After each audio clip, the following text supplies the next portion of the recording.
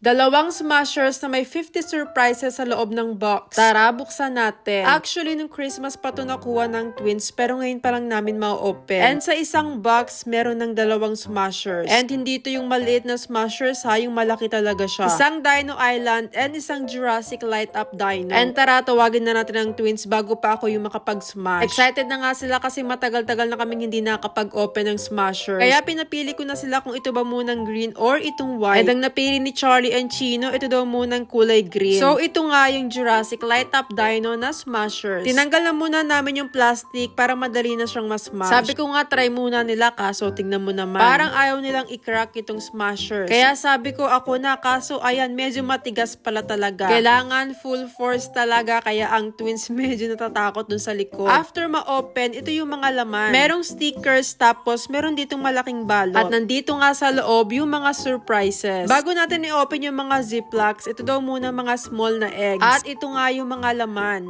Triceratops. Triceratops nga daw, sabi ni Chino. Next na egg naman, nakakuha kami dito ng animal. Nag-aagawan pa nga ang dalawang bata kung sino ba yung magka-crack ng egg. Madali lang kasi itong mabuksan, kahit iba ito mo lang ma-open na siya. So yung mga laman pala is mga dinosaur and animals. And yung iba dito, pwede siyang panglagay sa mga pencils. At in fairness naman sa laman ng eggs, ang cute nila. Diba, ang ganda ng mga nakuha namin today. Bukod sa eggs, meron din ditong parang volcano. And yung volcano, dyan nilalagay ng twins yung maliliit na toys. Hindi ko sure kung para saan ba talaga yan. Inopen na din namin tong dino slime at ito nga yung laman. Nakuha namin dito yung legs ng dinosaur. So yung dinosaur natin mukhang kulay green siya. Sobrang sticky lang talaga ng slime ng Smashers. And tong slime na to is glow in the dark. Next na inopen namin is itong Dino Island Quicksand. And dito naman namin nakuha yung head ng dinosaur. And ang sarap laruin itong quicksand na to, para siyang foam na medyo sand. Basta ganun yung texture niya. Nag-open pa kami ng isa pang surprise at dito naman namin nakuha yung tail ng dino. And ito, meron siyang kasamang sand. Ito na nga, unti-unti nang nabubuo yung mga body parts ng dinosaur. At nakuha na din namin yung kanyang body. Sige nga, anong dinosaur to? Sino sa inyo ang may alam kung anong dino to? Meron din kaming nakuhang volcano, tapos kailangan daw lagyan ng water. Kung makikita niyo, bumubula siya, tapos ang nakuha namin dito is yung arms ng dinosaur. And finally, kompleto na.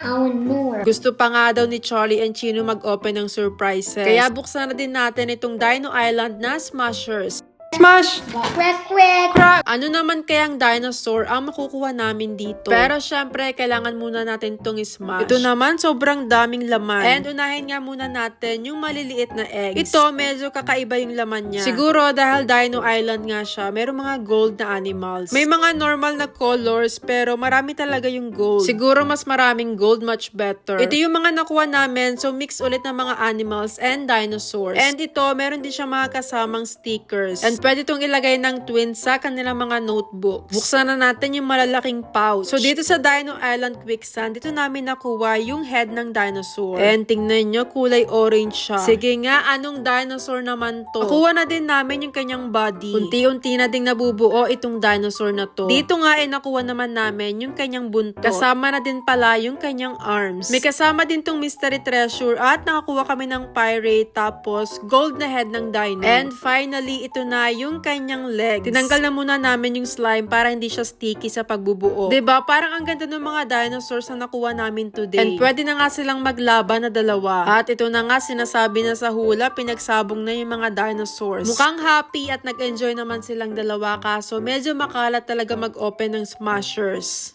Wow, I won. Yung isa, meron din pala siyang sounds.